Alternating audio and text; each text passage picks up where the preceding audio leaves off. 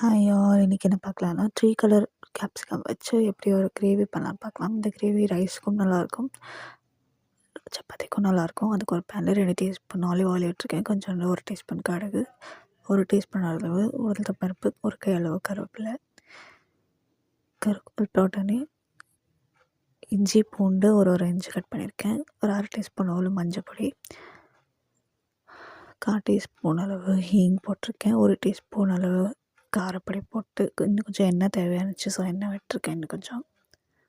So ஒரு கையளவு சின்னதாக cut பண்ண வெங்காயம், இதை போட்டு நல்லா பச்சை வாசனை போகிற வரையும் நல்லா வதக்கிக்கோங்க. வெங்காயம் ரொம்ப ப்ரௌன் ஆகிற மாதிரி வதக்க வேண்டாம். அந்த ப்ரௌனிஷ் ஆகிடுச்சுன்னா அந்த ஸ்மெல் நல்லா இருக்காது. ஸோ கிரேவி மாதிரி டெக்ஸ்சர் வேணுங்கிறதுனால 2 தக்காளி அரைச்சி ஊற்றிருக்கேன். இப்போ பார்த்திங்கன்னா இந்த மாதிரி தொக்கு மாதிரி வந்துடும். தொக்கு மாதிரி வந்தோடனே 3 கலர் கேப்சிகம் கட் பண்ணி வச்சுருக்கிறது பெருசாக இருக்குது. இதை போட்டு ஃப்ரை பண்ணிங்கன்னா கேப்சிகம் வேகிறதுக்கு இன்னும் கொஞ்சம் கூட தண்ணி விட்டுக்கலாம். கேப்சிகம் குட்டியாக இருக்கிறதுனால சீக்கிரமே வெந்துடும். நிறைய தண்ணி விடணும்னு அவசியம் இல்லை. பட் கிரேவி கன்சிஸ்டன்சி வேணும் அப்படின்னு யோசிச்சிங்கன்னா இன்னும் கொஞ்சம் விட்டுக்கலாம்.